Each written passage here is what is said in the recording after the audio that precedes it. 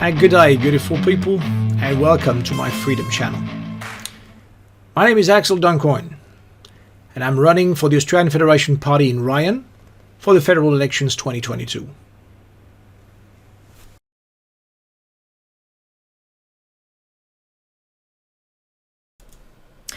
I'm asked if there is an alternative to the majors this year here in Ryan.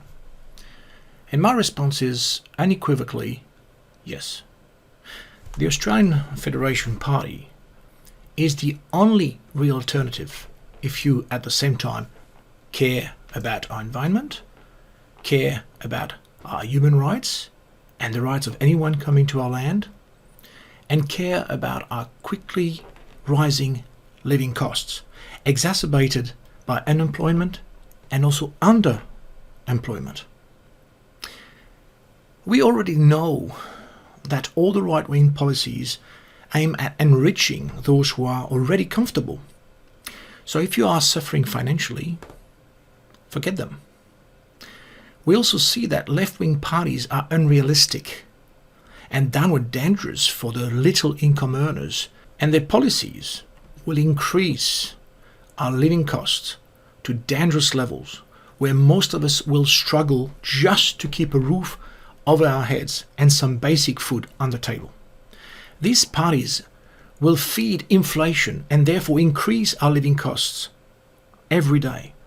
Just ask Europeans what they think about up to $2.60 for a litre of fuel at the moment, for instance. The left-wing parties, which were meant to look after the small earners, the blue collars, the elderlies, have failed us time and time again. The states held by them have enforced the most drastic and inhuman rules ever to be seen in our country. Some even lashed out their police turned government enforcers onto mums and dads whose only crime was to beg for mercy from an authoritarian premier who showed no remorse afterwards. Is this what we want for Ryan, for Queensland, for Australia? We know that despite their good intent, some variants of right-wing parties have less than desirable leaders we can trust based on their history of politics. You have those who claim freedom but don't even allow their own candidates to be free themselves. And finally, you have the small parties who only do deals with the big guys to exist. Some of their policies are nice, but some may also lack structural and comprehensive thinking to govern successfully. I'm sure they're not. So finally, once you look at them all, only the Australian Federation Party can guarantee a successful governance across all issues. Because we don't just have the in-house expertise, we are also centrists, and therefore we are pragmatic and realistic problem solvers.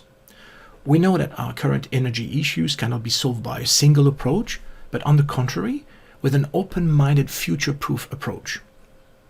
We must consider all options if we want to get it right. But when you get sold climate fear 24/7, you can't keep a clear mind to save yourself. For those fear-mongering parties, everything looks like a nail when you only have a hammer as a tool, right? This is where the Australian Federation Party comes in.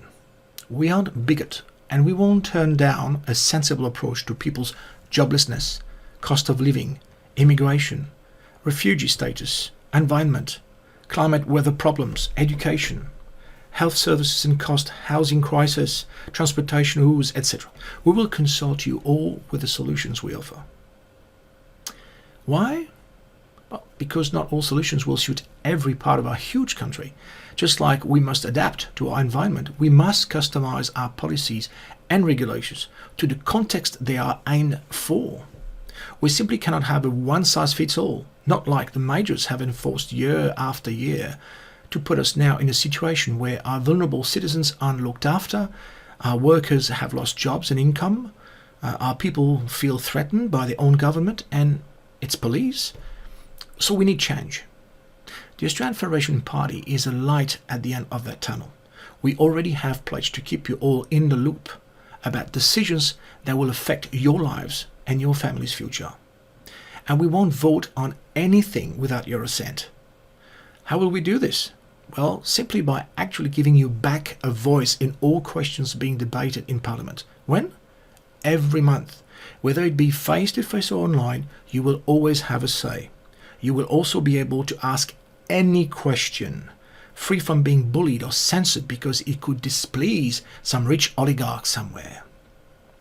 I won't allow myself to be rushed into voting something I do not well understand myself, nor have explained to you all first, so that you can give me your position on it, with facts at hand.